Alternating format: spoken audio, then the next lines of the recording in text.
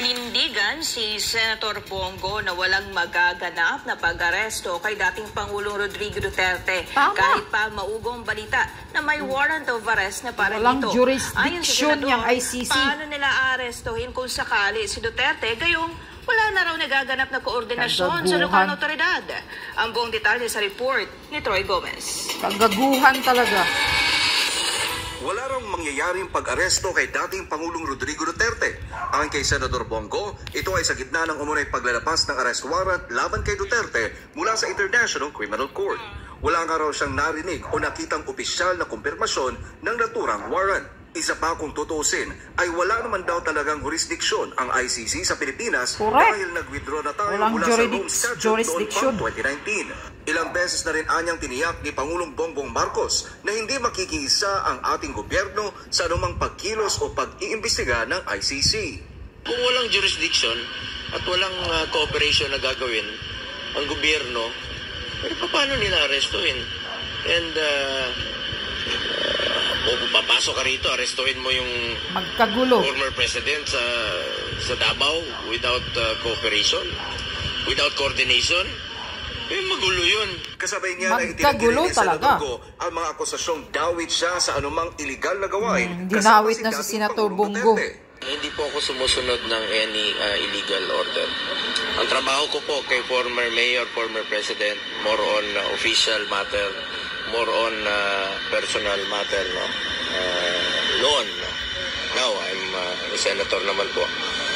At hindi po siya nagbibigay kahit noon pa man ng any illegal order sa akin.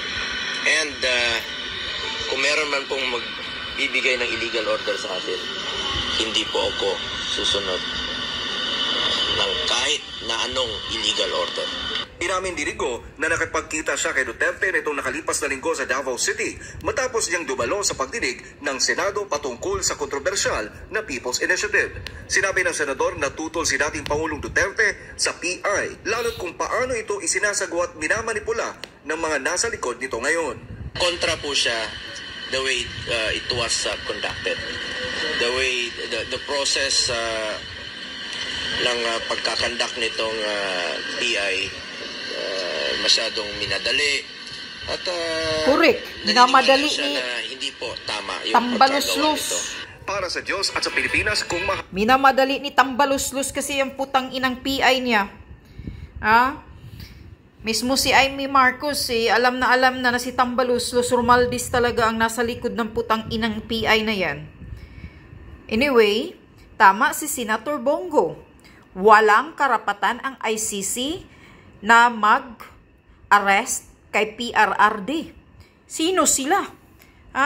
Sinasakyan-sakyan lang kasi, pinapalaki lang kasi ng mga media Kayo kasing mga media, tama na ang balita sa ICC. Huwag nyo nang pahabain, huwag nyo nang sasakyan pa ang mga issue dahil ang katotohanan malabo talaga mag-arrest ang ICC kay PRRD. Kung gagawin nila yan ng illegal ang pag-aresto, siguradong magkakagulo kasi nagsasalita na si PRRD na hindi siya magpapahuli ng buhay. So alam nyo na kung what is the meaning of that. Hindi siya magpapahuli ng buhay, meaning matanda na raw siya, okay na siya. So, bago pa kayo, mga ICC, before na you can go up and serve your warrant of arrest to ex-former President Duterte, una na siguro kayong mamamatay. Baka bumbahin na kayo ni PRRD. Kaya wag na kayong gagawa ng aksyon ninyo.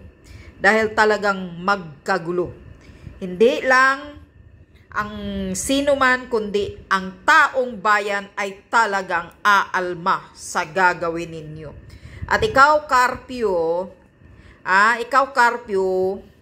yung mga salita mo, kung walang kasalanan, kung hindi guilty, harapin ni PRRD ang ICC.